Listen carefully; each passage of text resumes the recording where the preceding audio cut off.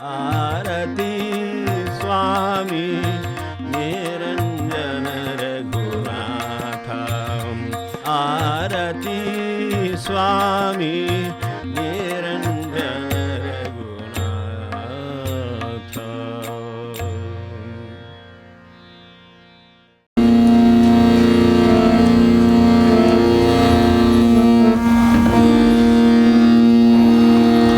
दुःखाला ओळखुनी घेऊनी जे येत वेश सौख्याचा, दुःखाला ओळखुनी घेऊनी जे येत वेश सौख्याचा, गुंतवणी संसारी मनुजाला करीत आस काळाचा, गुंतवणी संसारी मनुजाला करीत घास काळाचा.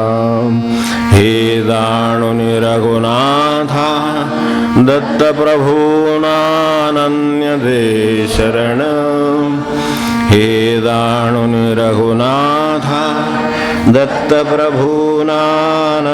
दे शरण.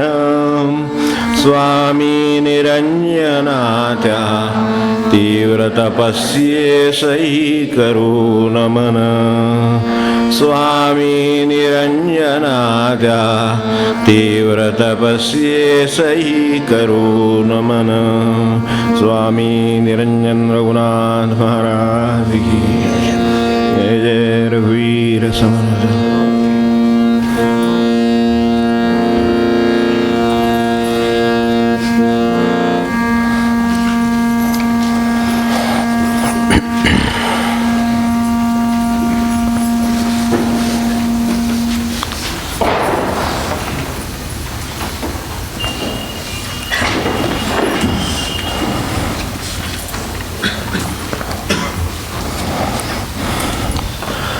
निरंजन संकीर्तनाचा 12वा भाग. पण त्यांची आज कृपा असली पूर्ण करू शकू. प्रकृतीला चा विचार करून मी हे म्हणतो. असो, माझ्या एक असं लक्षात आलेलं आहे, आपल्याला ते पटतं का पहा, की सगळं जग ही तशी एक शाळा आहे, फार मोठी आहे. ज्या शाळेमध्ये फक्त आपण सोडून बाकी सगळे शिक्षक असतात. आपल्याला पडतं का बघा, शाळेमध्ये आपण स्वतः सोडून बाकी सगळे शिक्षक असतात. आपण मात्र सुभाषित जसं आहे, मनुष्य हा जन्म विद्यार्थी असतो वगैरे, तसे आपण या शाळेमध्ये आजन्म विद्यार्थी असतो, शिकत असतो. पण मला त्यात आनंद वाटतो, कारण शिकायला काय मिळतं हेच मी आपल्याशी बोलत असतो. भाऊ बहीण, पती पत्नी, नातेवाईक, आपली मुलं, मित्र, बाहेरच्या संस्था, लौकिक शाळा, त्याच जगाच्या शाळेचाच विषय निघाला आहे, तर लौकिक शाळा, त्यातले शिक्षक, ज्यांची क्षमा मागून म्हणतो, ते तर 12माही शिक्षक असतात. काही मंडळी काही काळ शिक्षक हे 12माही शिक्षक असतात. काय जे जे भेटे भूत ते माने जे भगवंत, अशा नात्यानं राहणारे जे संत असतात, त्यांच्यानंतर बिचारे हा जो वर्ग आहे त्यांच्याबद्दल आदर सांगून लागतो. जी जी भेटेल व्यक्ती ती ती मानावी विद्यार्थी, असं काही त्यांना वाटतं काय कुठं, पण ते अखंड वर्ग घ्यात. जग कसं आहे, कुठं आहे, कसं चाललं आहे, आपलं कुठे चुकतं, आपण काय करायला पाहिजे वगैरे, सर्वसाधारण जर एक छाप जी असेल तर ती येतेच.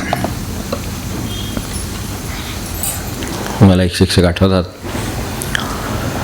निवृत्तही झाले होते, बरेच वर्ष झाली. वयोमानानुसार काही आजार झाला, त्यांचं ऑपरेशन करावं लागणार होतं. त्या गावातल्या नामांकित सर्जनकडे ते गेले. आता ते सर्जन म्हणजे बरोबर आहे की यांचे विद्यार्थी आहेत, पण आता त्यांच्या एवढ्या वयानुसार, अनुभवानुसार, शिक्षणानुसार, पदानं ते कुठं पोचलेले असतील. तसलं काही नाही. तो माझा विद्यार्थी जुना, जणू काही शिक्षक दिनाच्या दिवशी, म्हणजे शिक्षक दिनाच्या दिवशीच फक्त गुलाबाचं फुल घेऊन जसं शिक्षकांचा सत्कार करावा, तसा तो जणू काही हॉस्पिटलच्या दारात गुलाबाचं फुल घेऊन आपलं स्वागत करेल की काय, असा भाव असल्यासारखं त्यांनी मुलाला सांगितलं. मुलांनी सावध केलं होतं की असं तुम्ही काय मानू नका, असं काही नसतं, हे असतं. पण बरोबर आहे, इतिहास आहे. मी शिक्षक होता पण आता नाही. त्यावेळी ते विद्यार्थी होते, आता नाही. पण ते काय फार त्यानं सांगितलं नाही, कारण त्यालाही हा अनुभव होता की हे सांगून फारसा उपयोग नाही. कारण त्यातच त्यालाच एखादं लेक्चर बसायचं. जगात अजून कृतज्ञता आहेत, सगळे काही तुझ्यासारखे मागच्या भागावर बसणारे आहेत असं नाही. असं काय रूपाचं काहीतरी आपल्याला ऐकायला लागेल नको स्वतःलाच. त्यामुळे त्यांनी त्यावर ते घेतलं. आपलं प्रत्यक्ष त्यांना घेऊन गेले. त्या दारात वॉचमनपासूनच अडवायला सुरुवात झाली. मग सिस्टर, मग नंबर लावायचा, मग त्यात खालीवर काय असेल ते. त्यात सिस्टरने सांगितलं शांत बसा, आजोबा कोपऱ्यात बसा तिकडं. तर काय ते साधारण सगळा अनुभव आला. त्या आत बाहेर करायला ते केस पेपर घेऊन किती दरवेळा उठून विचारायचे, पाठवले ना आत ते माझं सगळं कागद पाठवले ना. अहो बसा, गर्दी आहे, बघताय तुम्ही किती लोक आहेत, वेळ लागेल. पण माझा कागद पाठवला का? हो सरांना दिलेला आहे आमच्या. त्यांना सांगितलं का तो विद्यार्थी आहे माझा. पाहिलं का त्यानं तो कागद? पाहिलं का? नाव पाहिलं का? हो सरांनी पाहिला आमच्या. ते म्हणाले त्यांना बोलावं म्हणून सांग. बघा जाणीव आहे बरं त्याला. बसले कोपऱ्यात. 40 वर्षापूर्वी एवढासा होता, आता 40 वर्षापूर्वी तो तेवढा तर तेवढाच राहणार. पण गुणी बरं ऐकायचा. वर्गामध्ये सांगितलेलं. शेवटी लागायचे ते 2 तास लागले फक्त. ह्या भावनेमध्ये ते बराच वेळ मुलाला बोलत राहिले. नंतर नंबर आला, ऑपरेशन ठरलं, रुटीनप्रमाणे जावं लागलं. डॉक्टरांनी व्यावसायिक आपुलकी जी असते त्याप्रमाणे त्याच्या टेबलावर सर त्यांना सगळं सर व्यवस्थित होईल, तुम्ही काय काळजी करू नका वगैरे, ते काय सांगावं लागतं वगैरे ते सांगितलं. तिथंसुद्धा ते त्याला म्हणाले शस्त्रक्रिया कौशल्यानं कर, एकाग्रतेनं नीट कर, यशस्वी झाली पाहिजे, आपल्या रुग्णालयाचं नाव झालं पाहिजे, धांदरटपणा करू नकोस असं हे म्हणतात. तोपर्यंत ती भूल चढली आणि त्यामुळे ते थांब. तर असं सगळं जगात चाललेलं आहे. शिक्षण सगळीकडे. तर काय करावं? घरात ऐकून घ्यावं लागतं. हो काय सांगायचं, बाहेरचं तर काय जगात ऐकून घ्यावंच लागतं. जगच आहे शेवटी.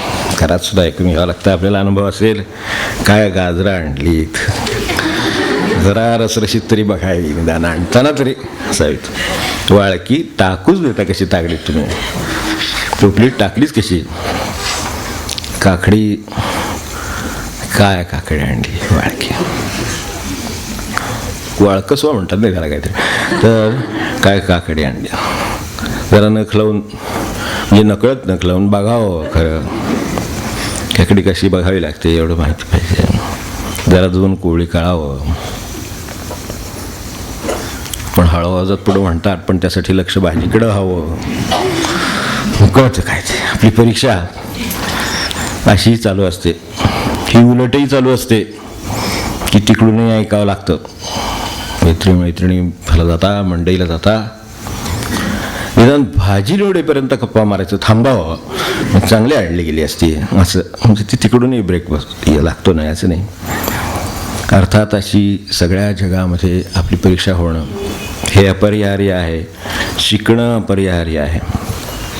एखादा अपवाद असतो, क्वचित नाही असं नाही. मी 1-2 गोष्टी अशा मोठ्या पाहिल्या, म्हणजे एक छोटी एक मोठी, म्हणजे त्याला छोटी मोठी म्हणायचं अवघड आहे, पण तरीसुद्धा असे अपवाद पाहिले की शिकणं अपरिहार्य आहे, जग ही शाळा आहे वगैरे वगैरे. त्यातच शिकलो. त्याच्यातलेच गमतीतलं मला सांगायचं म्हणून ते सांगतो आधी.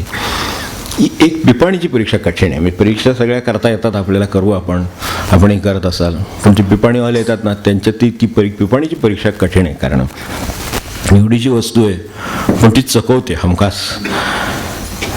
की 1-2दा फसल्यानंतर तो वाजवत येतात तिकडून. म्युझिक वगैरे मस्त जुन्या गाण्याचं वगैरे आवडतं असलं तर आणखीनच मग, तर ते वाजत देतात ते, किंवा ते घेऊन येतात ते व्हायलिन देशी तसलं. ती पिपाणीची परीक्षा कठीण. मी खात्री व्हावी म्हणून माझ्यासमोर बसवून त्यांच्याकडनं मी जी पिपाणी घेणार होतो त्याच्यावर त्या धून वाजवून घेतल्या. माझ्या समोर वाजवा, अगदी जनम का साथ वगैरे ते तसलं सगळं वाजवलं त्यांचं. छोडेंगे ना छोडेंगे वगैरे, ना छोडेंगे बिडेंगे, अजूनही कोटा सावित्रीसारखं ती सगळं त्याच्यातले गाण्यातलं. खात्रीने अगदी ती गाणी वाजवली, माझ्या समोर वाजवली, घेतली. पण मी जेव्हा वाजवायला लागलो, अरे बाप, असे अपवाद काही असत. मी परीक्षा चुकते वाजवून दाखवलं तरीसुद्धा मी वाजवायला लागल्यावर म्हटलं हे कदाचित तसं येत नसेल ह्याच्यात छोडेंगे वगैरे, दोस्त ना रहा वगैरे असलं सुद्धा वाजवायचा प्रयत्न करू, ते पण नाही वाजत, तेसलं सुद्धा वाजत नाही त्याच्यावर. त्या दुसरा हा एक अपवाद. आणि दुसऱ्या जगाच्या शाळेत एक सन्मान्य अपवाद आहे, तो म्हणजे वधू परीक्षेचा किंवा वर परीक्षेचा. अगदी प्रेमविवाह झाला किंवा काय, अगदी प्रेमाने विवाह झाला म्हणा. फार तर काय झालं समजा, शेवटी परीक्षा करूनच करतो की नाही मनुष्य, काहीतरी परीक्षा त्याच्या मागे. मला परीक्षेबद्दल म्हणायचं आहे पण चकतो. आणि नंतर नाथाने म्हटलं तसं, आपण एवढी प्रापंचिक माणसं इथे बसलेली आहात, कौतुक पाही संचिताचे. काय असं काहीतरी एखादं आदर्श वचन वगैरे डोळ्यासमोर ठेवावं लागतं. कौतुक पाही संचिताचे. आता समर्थांसारखं उदासीन हा काळ कोठीन कंठे. नाहीतर मग आपली लिहिलं आहेच, प्रारब्ध घेऊन जगती जन्मास आलो वगैरे, श्रीरामान गुरु मला आधार यांचा. काय किती सांगू, काय पुढं म्हणायला खूपच असे श्लोक लिहून ठेवलेत नाही लोक. तर असं आधी काय एवढं नाही काय, तर असं म्हणायची वेळ ही आपली परीक्षा. आणि ती गोष्ट खरी अपवाद असतात. हे खरं, थोर जगज्जेती मंडळी सुद्धा या परीक्षांच्या अपवादात थकतात. तर आपलं काय असं आहे. पण असं जगात शिकता येतं, सर्वत्र सर्वांची परीक्षा चालू आहे. जगाच्या शाळेत हे मला सांगायचं होतं, असं विषयाकडे न्यायचं म्हणून सांगितलं फक्त, की मला निरीक्षणात एक आपलं बघत राहावं, निरीक्षण करीत राहावं. तर त्यात एक सहज असं पाहिलं, हे शेळ्या बकरी ते बाहेर कुंपणावर याच्यावर ते चरत असतात, तर पाला उडकतात. जरासं झाड मोठं असलं तर खाली पाला असून सुद्धा झाडाला 2 पाय लावून वरचा पाला त्या शेळ्या खातात. वेळीमध्ये जर कुंपण असलं, आपण पाहिलं असेल तारेचं कुंपण असलं, तर कुंपणाच्या तारेचा धोका पत्करून सुद्धा त्या वर पाय लावून 2 पायावर पायावरून वर पाया लावून ते पाला खातात. कारण तो ताजा आणि कोवळा असतो. खाली पाला असून कालचा चून आहे, वरचा ताजा आणि कोवळा आहे. तेव्हा मला असं वाटतं की साध्या शेळीसारख्या जीवाला पारख आहे, पाल्याची परीक्षा आहे त्याच्याकडे. अधिक चांगल्या गोष्टी ह्या अधिक उंचावर असतात आणि त्यासाठी शरीर कष्ट घ्यावे लागतात. त्यात धोका असतो, त्यात इजा होऊ शकते. पण तो अज्ञानी किंवा मुका असलेला जीव सुद्धा अधिक उच्च चांगल्या ध्येयासाठी जे कष्ट घ्यायचे त्याच्या कसोटीला उतरतो. पण माणूस उतरतो का? अधिक चांगल्या गोष्टी नेहमी ह्या कोवळ्या पाल्यासारख्यावर असतात. तर यावर कुणी म्हणू असू शकतं ती पाल्यासाठी कष्ट घेते, तिचं ते अन्न आहे. आम्ही सुद्धा चांगल्या जेवणासाठी मैलच्या मैल टेस्टी काय ते मिळावं म्हणून तासन तास धडपडतो. ती इथं धडपडलेली तुम्हाला निरीक्षणात दिसली, आम्ही नाही का दिसलो. पनीर, ग्रेव्ह्या, काय म्हणजे ग्रेव्हीचं अनेक वचन म्हणायचं हे, म्हणजे ग्रेव्ह्या वगैरे काय काय ते अगदी कलेजे, भजे भेजे काय ते असेल ते यकृत, मसाले, असंख्य गोष्टी घालून जे कष्ट घेतो, तेव्हा आम्ही शेळीसारखं कसोटीला उतरणार नाही का? तर उच्च दर्जाच्या गोष्टींसाठी कष्ट घ्यावे लागत असतील तर आमच्यासारखे जीवसुद्धा ते कष्ट घेतात.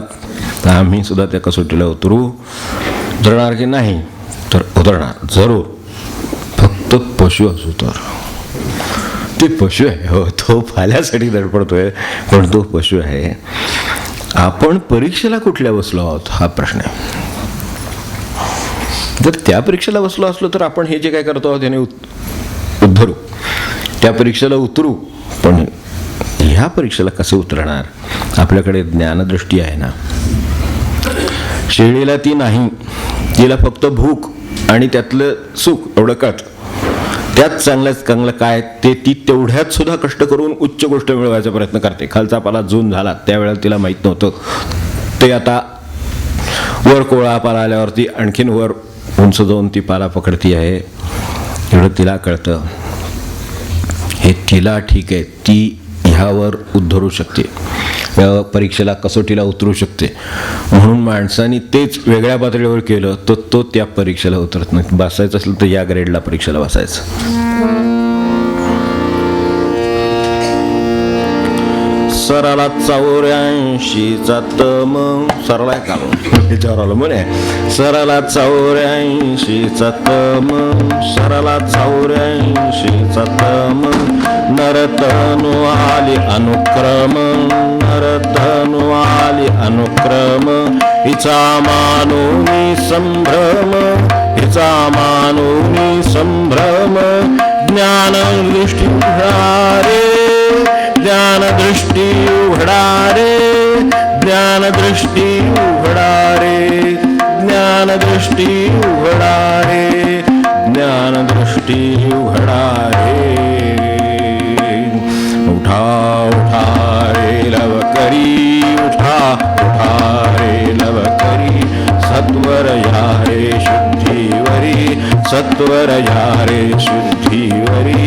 उघडा कपाटे अंतरी, उघडा कपाटे अंतरी, ज्ञानदृष्टी अवलोका, ज्ञानदृष्टी अवलोका, ज्ञानदृष्टी अवलोका. उठा उठा रे लवकरी, उठा उठा रे लवकरी, उठा उठा रे. आपण कुठल्या योनीत आहोत यावर परीक्षा अवलंबून आहे, ती कृतीवर नाही आहे. कृती ही कम्पॅरेटिव्हली तीच आहे. पण आपण जर शेळीच्या योनीत असू किंवा माणसाच्या योनीत असू तर त्यावर आपली परीक्षा अवलंबून आहे. वरच्या खाण्यापिण्याच्या जे कष्ट सांगितले, ह्या कष्टामध्ये शेळी तिच्या योनीत जरूर पास होऊन जाईल, कदाचित अधिक चांगल्या मार्गाने सुद्धा पास होईल.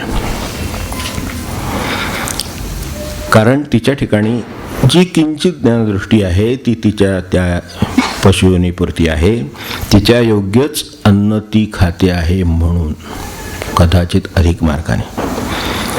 आम्ही मनुष्य योग्य भाजीपाला अन्नधान्य खातो की नाही कुणास ठाऊक, म्हणून जास्त मार्क मिळू की नाही हे सांगता येत नाही असे म्हटले. शंका आहे. कारण हे ते बुद्धिबळ आपल्याला माहिती आहे. अलीकडे कॉम्प्युटरवरती बुद्धिबळ लावून लोक खेळत असतात. 0 लेवल आहे, लेवल 1 आहे, 2 आहे, 3 आहे, अमकाय तमकाय वगैरे खेळत असतात. तर आपण जर अगदी या 0 लेवलला खेळायला सुरुवात केली, जर एखादा कास्परॉव आहे किंवा आनंदसारखा आहे तर तो जर या 0 लेवलला खेळायला बसला तर तो कॉम्प्युटरला पराभूत करेल यात काही शंकाच नाही. फुगून दिल उचलून 5 मिनिटात त्याचा खेळ संपून टाकेल तो कॉम्प्युटरचा, कारण त्याने लेवल 0 निवडलेली आहे हे लक्षात ठेवलं पाहिजे. पण तो आणि करपाव जर एकमेकांच्या समोर बसलेले असतील, कसपराव करपाव असतील किंवा आनंद आणि करपाव असतील, ते एकमेकांसमोर असतील तर मग खरी परीक्षा आहे, मग पारख आहे, मग जय आहे, मग पराजय आहे. तेव्हा ज्यांनी प्रोग्रॅमच बनवलेले आहेत मुळात हे, ते मनुष्य, ते नरदेह, त्यांच्यावरून आता त्यांच्या असीम प्रतिभेच्या पातळीवर आपापली कौशल्य बुद्धी कसोटीला आणि परीक्षेला लावली तर मग कस ठरेल.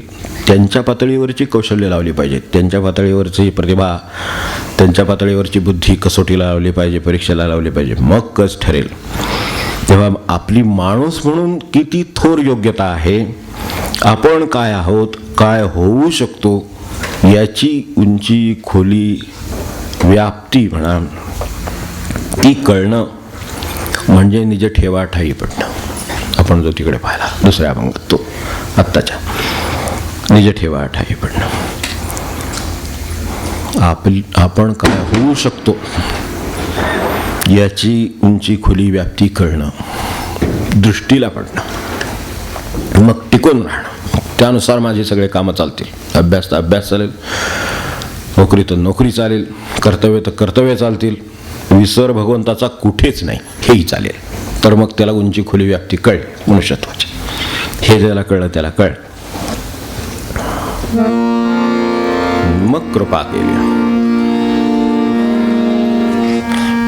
सद्गुरुच्या योगे ठाई, सद्गुरुच्या योगे ठाई, पडला निज ठेवारे. सद्गुरुच्या योगे ठाई, पडला निज ठेवारे. धन्य या नरदेहारो, कृपा केली देवारे. धन्य या नरदेहारो, कृपा केली देवारे. सद्गुरुच्या योगे ठाई, सद्गुरुच्या योगे ठाई, पडला निज ठेवारे. योगे ठाई, पडला निज ठेवारे. धन्य या नरदेहालो, कृपा केली देवारे. धन्य या नरदेहालो, कृपा केली देवारे. कृपा केली देवारे, कृपा केली देवारे. आकृतीनं तर माणूस आहोत, पण कृतीनं, आपल्या जगण्यातल्या संस्कृतीनं आणि प्रत्यक्ष जगण्यानं आहोत की नाही त्याच्यावर ही परीक्षा आणि ही कसोटी सगळं अवलंबून आहे. तर देव हो, तर स्वर्ग इथं आणू, तर आनंद आहे. पण त्यासाठी स्वामींना जे सुचवायचं आहे, जे पद आपण गेल्या वेळेला सुरुवात करून ठेवली, त्यासाठी त्यांचं म्हणणं आहे की लागणारी जी हुशारी, बुद्धिमत्ता म्हणा, हुशारी म्हणा, आपल्या ह्या मनुष्ययोनीची जाण, त्यातले गुण, त्यातलं सामर्थ्य, यांच्या नुसत्या कल्पना किंवा वल्गना किंवा मनामध्ये भ्रम हे नको. त्या कसाला लावून घ्या, तपासून घ्या, त्या बरोबर आहेत का, जे मला वाटतं आहे ते माझ्या ठाई आहे का, मला जे वाटते ते बरोबर आहे का, ह्याला हे कसाला लावून घ्या.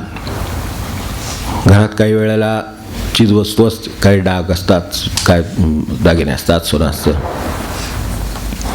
त्याबद्दलच्या मनातल्या कल्पनाही असतात की हे काय इतके तोळ्या, इतके ग्रॅम आहे, अमकाय तमकाय, ते चोख आहे, अमक्याकडून घेतलं, इतकी वर्ष झाली, त्याची किंमत एवढी होईल वगैरे. ते खरंही असेल, पण खरं केव्हा की जेव्हा एखादा जाणकार परीक्षकाकडे, म्हणजे त्यातल्या सोनाराकडे आपण ते घेऊन जाल, आपण जर घेऊन जाल तिथं ते कसाला लागलं, त्यालाच कसवटीला लागलं असं म्हटलेलं आहे. कसवटी ससवणे. तर ते कसवटीला लागलं, घासलं की खरं कळेल की यात गिलेट काय, पाणी काय, सोन्याचं प्रमाण काय. ते दिलंय की हे खरं आहे, ते तपासून घ्या. आणि म्हणून हा आग्रह त्यांचा चाललाय. तो आता वेगवेगळ्या मार्गाने परमार्थापर्यंत सर्व बाबतीत हे तपासून घ्या म्हणतात.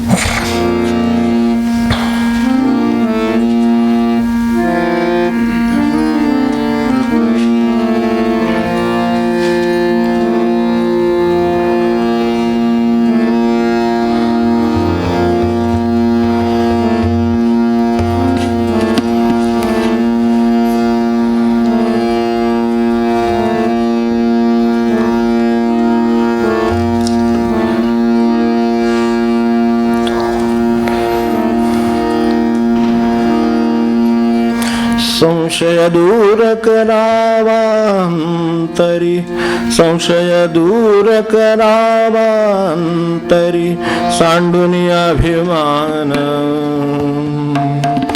संशय दूर करावा अंतरी, संशय दूर करावा अंतरी, सांडून अभिमान. सख्यानो घ्या पुलनाण, तपासून घ्या पुलनाण. सख्यानो घ्या पुलनाण. संशय दूर करावा अंतरी, संशय दूर करावा अंतरी, सांडून अभिमान. सांडून अभिमान. सख्यानो घ्या पुलनाण, तपासून घ्या पुलनाण. तपासून घ्या पुलनाण. या अर्थानं आपलं नाणं तपासून घ्या. आपल्याला मिळालेल्या मनुष्यदेहाचं नाणं तपासून घ्या. म्हणजे आतले क्षमा किती, प्रामाणिकता किती, प्रेम किती, करुणा किती. ती अपेक्षा नाही तिकडे काही. इतर योनीमध्ये अपेक्षा नाही, त्या अपेक्षा आहेत मोठ्या, आपल्याकडून आहेत, त्या आपल्या ठिकाणी आहेत. फक्त प्रमाण काय आहे तपासून घ्यावं आणि त्यानुसार काय ते आपोआप आपलं कर्म होईल. प्रेम किती, करुणा किती आहे, न्याय किती आहे, शांती किती आहे, उद्यम किती आहे, भक्ती किती आहे, खरोखरच भक्ती किती आहे. मी कितीही समजत असेल पण खरोखरच माझ्या ठिकाणी किती भक्ती आहे, किती तत्वनिष्ठ आहे, किती निस्पृहता आहे. खूप गोष्टी आहेत. मनुष्याकडे अपार दिलेले, अपार, यादी नाही शक्य एवढं दिलेलं आहे. निरपेक्षता आहे, काही अपेक्षा नाही, अशी किती कामं मनुष्य करू शकतो. ही त्याच्याकडं जबरदस्त कुवत आहे, दक्षतेत जबरदस्त आहे. तर काय काय त्यातलं कसाला लागतं आणि खरं उतरतं ते तपासून घ्या. या अर्थाने तपासून घ्या असं त्यांचं म्हणणं आहे. तेव्हा घ्या आपलं नाणं तपासून. संशय दूर करावा अंतरी, सांडून अभिमान. काय होतं की अभिमानच परीक्षेला जायला आड येतो. आहेच, गृहीतच आहे असं वाटतं. भक्तिभाव गृहीतच आहे असं वाटतं. भक्तिभाव गृहीत आहे का नाही कसाला लागल्यावर कळेल काय होतं ते. प्रसंग आला की कळेल, आजारपण आला की कळेल, नुकसान झालं की कळेल की महाराजांची इच्छा होती असं त्या क्षणी वाटतं की जीव खालीवर होतो आणि नुकसानीला झोप लागत नाही. कोणावर जबाबदारी ठेवावीशी वाटते, ह्यांच्यामुळं झालं त्यांच्यामुळं झालं असं झालं असं वाटतं. अपयश आल्यावर मी अभ्यास केला नाही असं वाटतं की महाराजांनी अपयश दिलं, असं का दिलं असं वाटतं. तक्रार करावीशी वाटते महाराजांकडे. त्याच्यावर ठरेल आपलं काय आहे ते. म्हणून पारखणं आहे, म्हणून परीक्षा आहे. तेव्हा आपल्याकडे जसं पूर्वी म्हटले व्यसनीय मित्रपरीक्षा तसं आहे. संकटात आहेत, संकटात जवळ थांबला, धावून आला, मदत केली तर झाली मित्रपरीक्षा. कसाला लागलं आहे समजायला हरकत नाही. का संकट आलं की पळून गेला, भेटत नाहीसा झाला, फोन लागत नाहीसा झाला, मग बेस्ट फ्रेंड म्हणायचं का त्याला. आता तो धावून आला, ज्यांनी संकट दूर केलं, ज्यानं मदत केली त्याला होता होई तो करता येईल ते केलं, तो मित्र आणि ती मैत्रीची परीक्षा. हे आपल्याला न जमायला 3 अडचणी कारणीभूत आहेत. एक अडचण छोटीशी आहे परीक्षा जमायला. एक म्हणजे अज्ञान, पहिलं सर्वात, की ह्या परीक्षेचं ज्ञान नाही, परीक्षा घेण्याचं ज्ञान नाही, त्यातून जाणण्याचं ज्ञान नाही, ओळखण नाही, त्यानुसार व्यवहार वगैरे वगैरे पुढचं सगळं, त्यात सुधारणा, त्यानुसार आपण कसाला लावलं, मग कळलं की नाही तर मग कसं आणता येईल. माझ्या ठिकाणी ते का नाही, कारण माणसांना ते आहे दिलेलं आणि माझ्या ठिकाणी ते दिसत नाही किंवा कमी दिसते प्रमाण, तर वाढवता कसं येईल. तेव्हा मग ते आमका मदत करेल असं वाटत होतं, पण ते नाही, हो परीक्षा चुकली असा त्याचा अर्थ आहे. आपलं ओळखून असावं.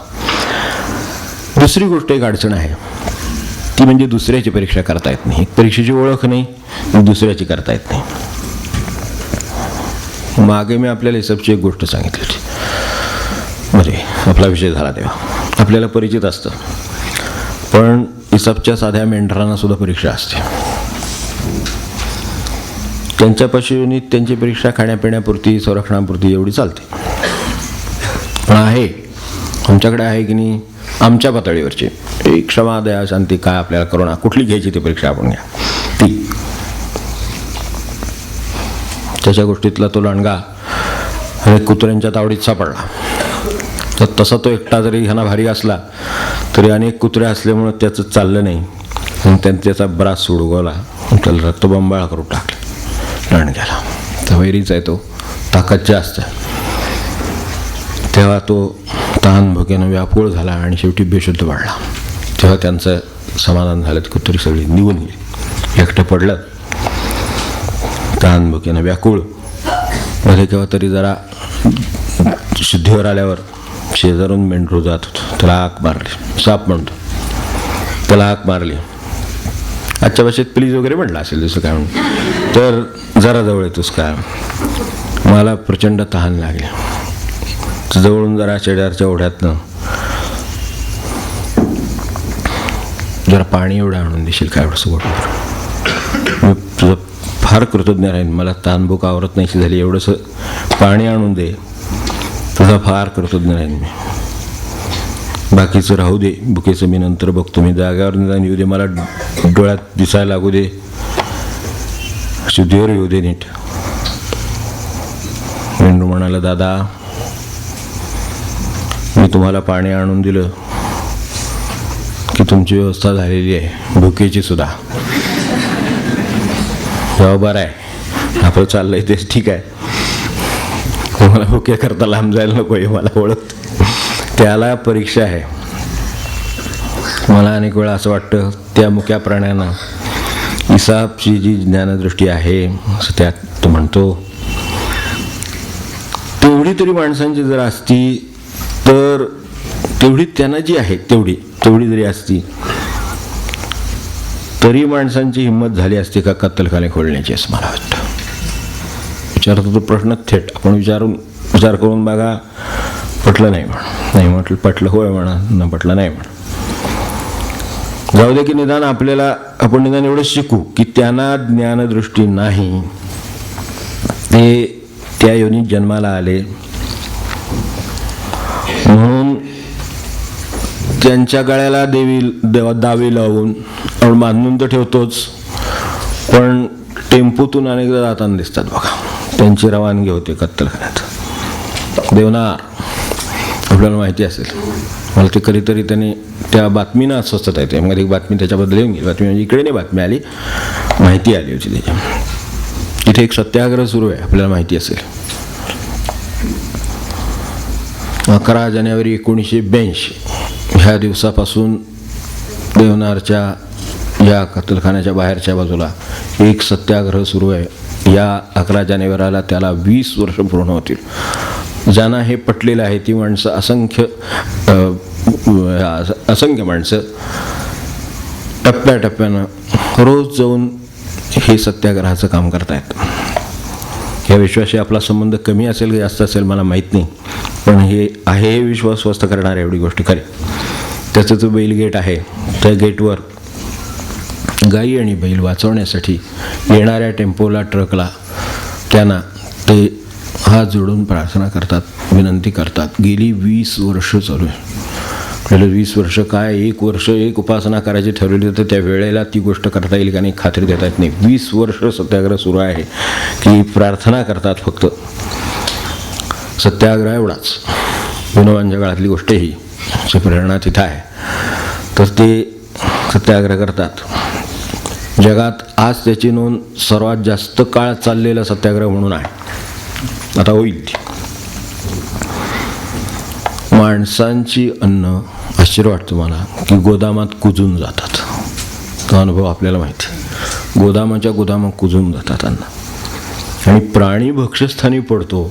मनुष्य म्हणून योनीमध्ये मनुष्य किती विरोधाभासात वावरतोय हे मला त्या देवनारांना आठवण होते की तिकडे काही माणसं अशी आहेत की जी 20 वर्ष झाली सत्याग्रह करतात. 82 झाल्यापासून ते इकडे माणसांची अन्न म्हणून जे आपले धान्य आहे ते कोठारात कुजून जातं.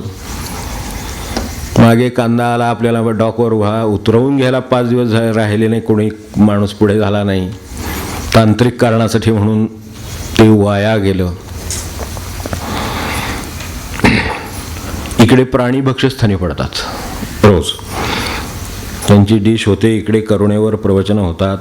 आणि इकडे जे सत्याग्रही रोज सत्याग्रह करतात त्यांचं काय होतं, ज्यांनी वाचलं असेल त्यांना माहिती असेल, किंवा माहिती असेल त्यांना माहिती असेल, नसेल त्यांच्या माहितीसाठी की रोज त्यांना ते येतात, त्यांचं काम ठरलेलं आहे, यांचं काम ठरलेलं आहे. बरं, हे शांततापूर्ण चालू आहे. त्यामुळं त्यांना सगळ्यांना उचलतात, नेऊन तुरुंगात टाकतात. तेव्हा जे याच्या विरुद्ध शांततेनं आग्रह करतात, सांगतात, आता परिस्थिती अशी आली की येणाऱ्या त्या ट्रकमधनं येणाऱ्या प्राण्यांची संख्या घटत चालली. जे त्याचा परिणाम काय झाला आहे बाहेर, तर ते कमी आणलं नाही आहे, शिल्लक राहिलं नाही आहे. त्यांचं 25 वर्षापूर्वीचं ॲव्हरेज पशूंचं जे होतं ते ह्यांच्या भाषेमध्ये इथल्या 500 पशूंचं रोजचं होतं. ते आता फक्त 50 पशूवर आलेलं आहे. 50 ते 60 पशूच येतात.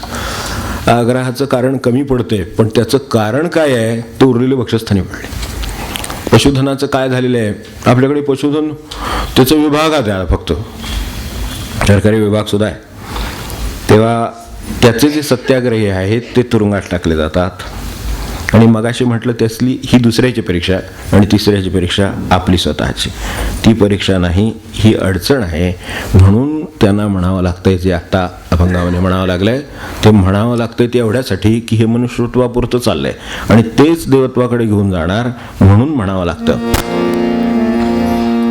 तपासून घ्या पुलनाण सख्यानो, घ्या पुलनाण गाहो, घ्या पुलनाण तपासून घ्या पुलनाण.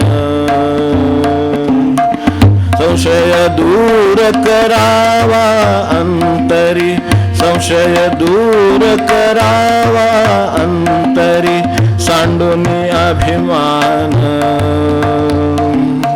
सांडून अभिमान सख्यानो, घ्या पुलनाण तपासून घ्या पुलनाण सख्यानो, घ्या पुलनाण.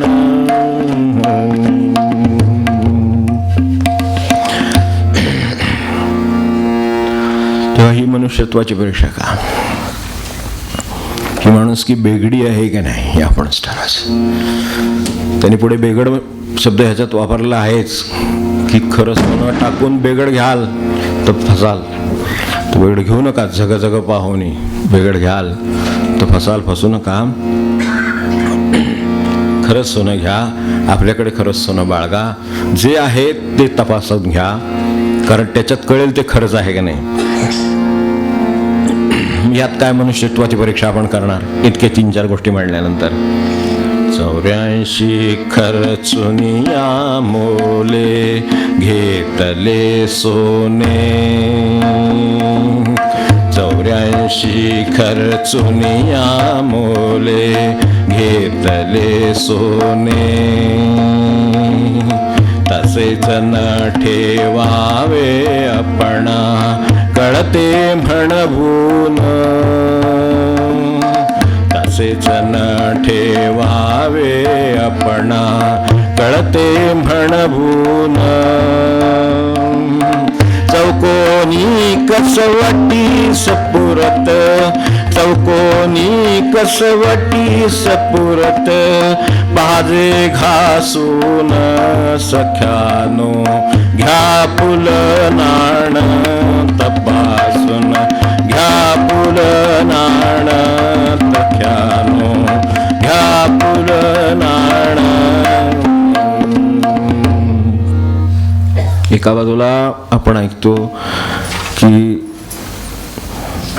पक्षाच्या भुकेला एखादा शिबिराजा आपल्या मांडीचं मांस देतो काढून.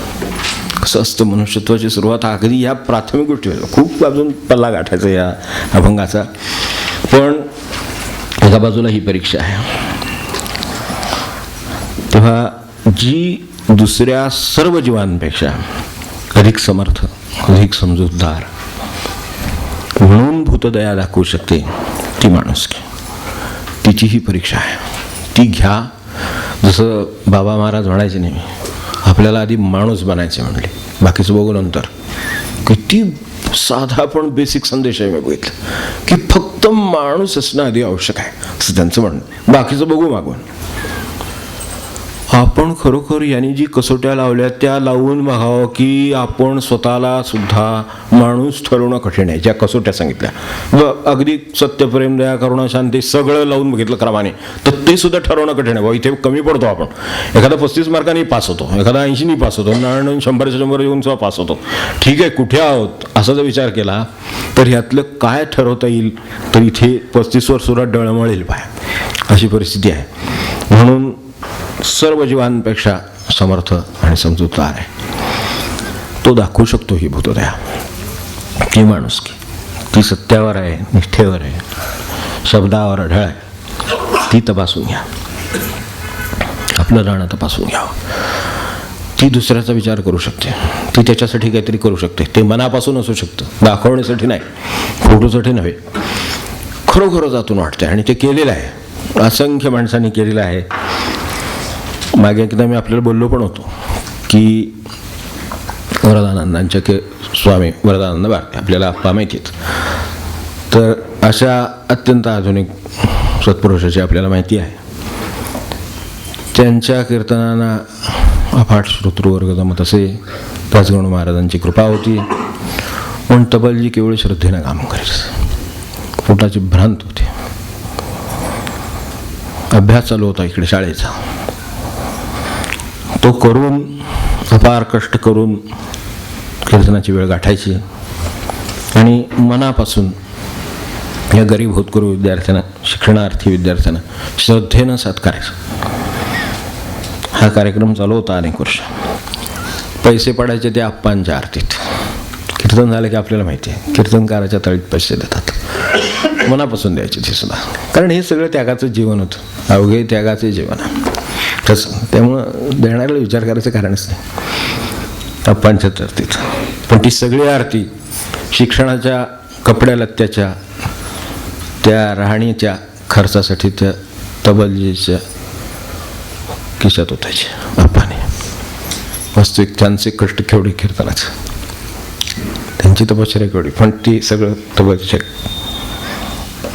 त्या तबलजील्याचे. ही माणुसकी. आपल्याला माणुसकीची ओळख असावी, असते नाही असं नाही, पण निदान अधोरेखित होईल, उजळणी होईल. एक गुण आहे, आपल्याला 100 गुण आहेत. मला आश्चर्य वाटतं हे की तबलजी तर तो नोकरी लागला पुढे, तेव्हा आता त्याची परीक्षा सुरू झाली माणुसकीची. जेव्हा नोकरी लागला तिथपासून पुढच्या तबलाच्या साथीपासून त्याने सांगितलं की आता आरतीतले पैसे मला देऊ नका. माझी पोटाची सोय झाली, माझं शिक्षण झालं, माझी पोटाची सोय झाली. आता ह्यात जे जमलं असेल ते एक तर तुमचं आहे, नसेल तर दुसरं कोणी होत करू गरीब असेल तर त्याला द्या. साथ मी सोडत नाही, साथ करा. ती श्रद्धेचा भाग आहे. तुम्ही म्हणाल तोपर्यंत ती साथ करेन. तेव्हा ती गरजूला द्या, मला नको. ही परीक्षा आहे. ते तपासून घ्यायची, अशी तपासली जातात माणसं.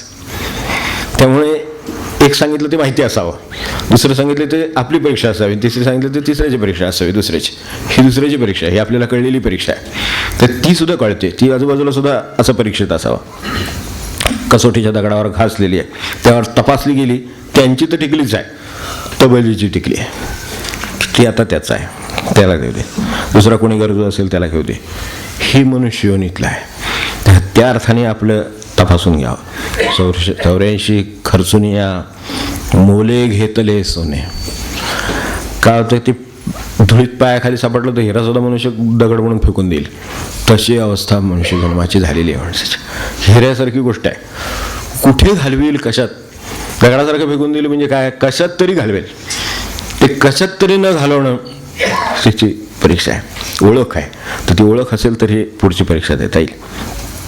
तेव्हा एवढी दक्षता घ्यायला हरकत नाही. आणि असं समजायला हरकत नाही म्हणून शेवटी फक्त उल्लेख करतो की ही परीक्षा आपली नाही, मनुष्य देह धारण केलेल्या थोरांपासून लहानांपर्यंत सर्वांची होऊ शकते, कुठूनही कुठेही. एवढ्याशा गोष्टीत सुद्धा आपल्याला माहिती नाहीत, या आदर्शांच्या गप्पा नाही तर आम्हाला वनवास सोसायला. अगदी पहिली घटना, सोडायला बाहेर रथ गेला, रथ गेल्यावर गुहागाचं राज्य आहे ना, गुहाचं, तो बैलांचा राजा आहे त्या काळातला, मूळ राजा रामायणाप्रमाणे तो त्यांचा राजा आहे. त्याला रथ बघून सुद्धा पहिल्या बऱ्याच घटना झाल्या. आपल्या मुद्द्याचा संबंध आहे तिथे जाऊ की त्याला जेव्हा कळलं की अरे एरवी मिळवायला येणार राजा आहे, एवढ्या मोठ्या राज्याचा अधिकारी आहे, तर त्याचं आपण सगळं स्वागत करावं, आदर सत्कार करावा. तो कशासाठी आला आहे, किती काय राहायचं आहे, त्याला आनंदाने ठेवून घ्यावं, ह्या भावनेनं त्याचं आतिथ्य करण्याची इच्छा होती. तेव्हा त्याने हात जोडून ते सांगितलं, मी हे सगळं करू इच्छितो. काय अन्नाची ताटं, काय याची फळाची ताटं, काय आणायचं ते त्यांनी आतिथ्य करायचा प्रयत्न केला. मनुष्य त्याचे शब्द, त्याचा न्याय, पुन्हा अंतःकरण, हे सगळं सांभाळण्याची कोत माणसाकडे आहे. मनुष्यत्वाची जी कसोटीला लावलं तर एक घासून एक कसं सोनं आहे ते खरं सोनं कळतं. तेव्हा त्यांनी सांगितलं की माझे वनवासाचे नियम आहेत, मी वनवास पत्करला आहे, त्यात नियम पत्करले आहेत, त्यामुळे मला अन्न नाही घेता येत, तुम्ही अन्न घेऊ शकत नाही. तेव्हा तुम्ही जरी दिलं म्हणजे त्यानं स्वागत करताना म्हटलं होतं, महाबाहो तवेयम अखिलामही, तू ये, इथेच काय, हे सगळे जग तुझी, पृथ्वी तुझी आहे, असं ज्याची म्हणण्याचा भाव आहे. तवेयम अखिलामही असं ज्याचे म्हणण्याचे भाव आहे, त्यानं दिलेल्या आतिथ्याच्या वेळेला सुद्धा आपल्या नियमाचं विस्मरण होत नाही. हा मनुष्यत्वाची कसोटीवर हसून घेतलेला आहे. हा, हे मनुष्यत्व कसोटीवर हसून घेतलेलं आहे, म्हणून त्याला देवत्वाची उंची प्राप्त झालेली आहे. ते घासलेलं आहे. तेव्हा ते सांगतं की मी वनवासाचे नियम पाळतो, त्यामुळे मला अन्न घेता येत नाही, माझा तुम्ही आदर सत्कार करू नका. जर मला फळ लागलंच, फळ मी खाऊ शकतो, या वनवासामध्ये अन्न नाही खाता येत, फळ खाऊ शकतो, पण ती सेवा मला तुमच्याकडून घेता येत नाही, तुम्ही राजा आहात, तुमच्याकडून घेता येत नाही. माझी आजन्म सेवा करण्याचं व्रत ज्याचा आहे तो बरोबर आलेला आहे. लक्ष्मणानं फळ आणलं तर ते मी खाऊ शकतो, आपल्या आतिथ्यातलं मी स्वीकारू शकत नाही, राजा असला तरी. आणि याचा आपण वाटून घेऊ नका. म्हणजे किती टप्प्यात मनुष्यत्व पारखलं जातं, आपण कुठे आहे आणि काय आहे, म्हणून हे बघायचं सगळं की मोठ्यांपासून लहानांपर्यंत. लहानांचं अगदी सांगितलं तर बघितलं सांगितलं, व्यवहारातलं सांगितलं, हे ह्याचं सांगतो फार मोठ्यांचं, त्या काळातलं ज्याचं ओरिजिन आणि काळ ठरवता येत नाही अजूनही. तेव्हा आतिथ्य करणाऱ्या राजालाही दुखवायचं नाही, त्याची भावनाही दुखवायची नाही, घेता येत नाही, नियम आहे, न्याय आहे, मी पत्करेला शब्द आहे, तेव्हा त्याचं जे मी स्वीकारलेलं आहे त्यात हे बसत नाही. मला फळ द्यायचं तर सेवाव्रत त्याचंच, तो तोडेल, तो मिळवेल, आणून देईल, ते फळ मी घेऊ शकतो. तेव्हा आता आतिथ्याला न दुखवायला मार्ग काय राहिला, तेव्हा फक्त एकच करू शकता, मला सोडायला रथ आलेले त्याचे जे घोडे आहेत त्यांच्यासाठी चारा पाणी दिलं तर आपली काय कल्पना असेल मनुष्यत्वाची, किती झेप मनुष्यत्वाची आपली आहे. त्याच्यासाठी ही सगळी पुराण, ही माणसं आणि हा इतिहास सगळं वापरायचं, कसोटीवर घासून बघायचं. ते दिल्यानंतर काय झालं असतं, आम्ही काय करू शकलो असतो, त्यांनी काय केलं, ते बघण्यासाठी हे सगळं आहे. 84 खर्चुनिया मोले घेतले सोने, 84 खर्चुनिया मोले घेतले सोने, तसेच न ठेवावे आपणा कळते म्हणून, तसेच न ठेवावे आपणा कळते म्हणून, चौकोनी कसवटी सपुरते, चौकोनी कसवटी सपुरत, पादे घासून सख्यानो घ्या पुलनाण, तपासून घ्या पुलनाण, ऐका हो घ्या पुलनाण. आपला जन्म आपण समजून घ्यावा, कसोटीवर कसोट्या समजून घ्या, घासाव्या, त्यातून किती सोनं उरते पाहावं, नसेल ते वाढवायचा प्रयत्न करावा. आपल्याकडं सर्व काही आहे, नसेल ते मिळवण्याची क्षमतासुद्धा आपल्यामध्ये आहे, तर ती दक्षता घेऊ, प्रयत्न करू, प्रार्थना करू.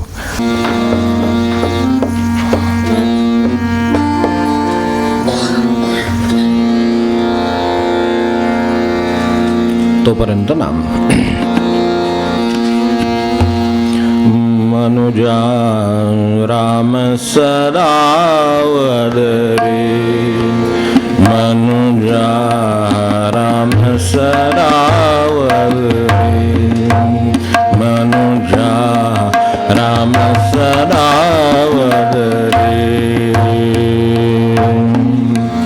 भ्रमदायक जग सर्वहि मानुनि, भ्रमदायक जग सर्वहि मानुनि, माया आस धरे,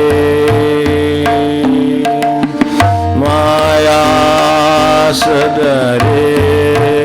मनुजा राम सदा वदरे, मनुजा राम सदा वदरे, मनुजा राम सदा वदरे. कामादिक रिपु दंडुनि अंतरी, कामादिक रिपु दंडुनि अंतरी, सांडी दुर्मदरे, सांडी दुर्मदरे. मनुजा राम सदा वदरे, मनुजा राम सदा वदरे, मनुजा राम सदा वदरे. सावळी सुंदर मूर्ती हरीची, सावळी सुंदर मूर्ती हरीची, ध्याई मनी आदरे, ध्याई मनी आदरे. मनुजा राम सदा वदरे, मनुजा राम सदा वदरे, मनुजा राम सदा वदरे. रघुवीर अक्षयी देल तूते, रघुवीर अक्षयी देल तूते, निरंजन पद रे, निरंजन पद रे. मनुजा राम सदा वदरे,